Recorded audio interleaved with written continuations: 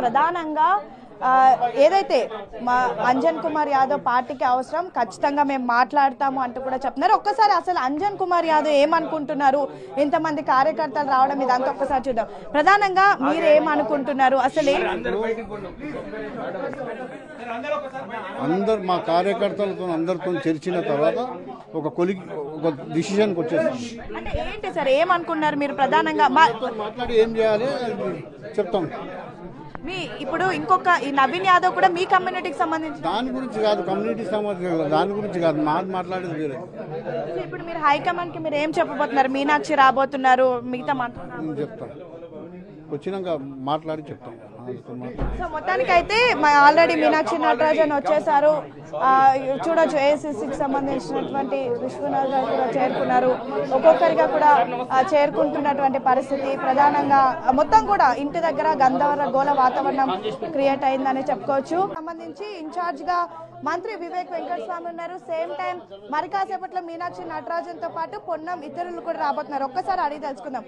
Sir మీరేమో already incharge మంత్రిగా ఉన్నారు, ఆల్రెడీ జూబ్లీహిల్స్ అభ్యర్థి ప్రకటన అయింది. ఈ సందర్భంలో మీరు చూస్తున్నారు నియోజకవర్గానికి సంబంధించినటువంటి ఇంతమంది అసహనం వ్యక్తం చేస్తున్నారు, ఎలా చూస్తారు సార్? అంటే నేను ఇంతకుముందు కూడా చెప్పిన అంజన్ కుమార్ యాదవ్ గారు ప్రజల మనిషి, అందరితో కలిసిమెలిసి ఉంటాడు.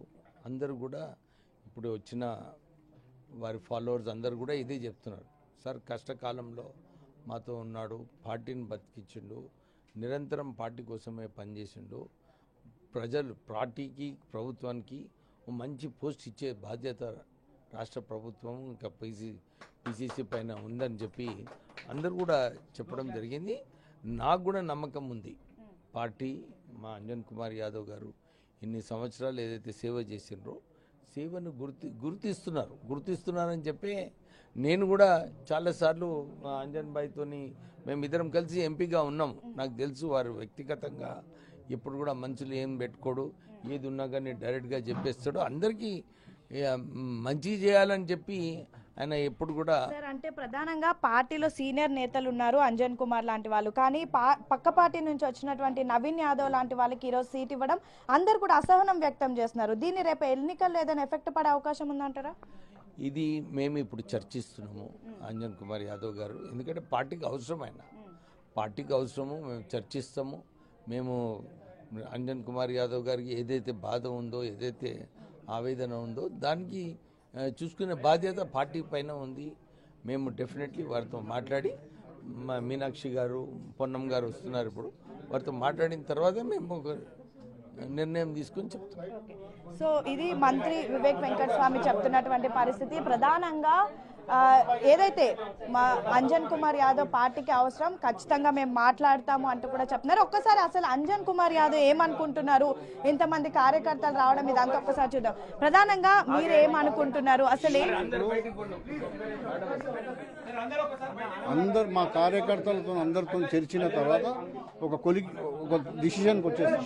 అంటే ఏంటి సార్ ఏమనుకున్నారు మీరు? ప్రధానంగా మాట్లాడి ఏం చేయాలి చెప్తాం. మీ ఇప్పుడు ఇంకొక ఈ నవీన్ యాదవ్ కూడా మీ కమ్యూనిటీకి సంబంధించి దాని గురించి కాదు, కమ్యూనిటీకి సంబంధించి దాని గురించి కాదు, మాట్లాడేది వేరే. ఇప్పుడు మీరు హైకమాండ్ కి మీరు ఏం చెప్పబోతున్నారు? మీనాక్షి రాబోతున్నారు, మిగతా చెప్తాం, వచ్చినాక మాట్లాడి చెప్తాం. సో మొత్తానికైతే ఆల్రెడీ మీనాక్షి నటరాజన్ వచ్చేసారు. మా సీనియర్ నాయకుడు అనేక సందర్భాలు వస్తాం. ఇవాళ కూడా జూబ్లీహిల్స్ ఎన్నికలు ఉన్నాయి, వారు కూడా ఒక సీనియర్ అడిగారు, మీరు అంతా ఏం అనలేదు. మా కుటుంబం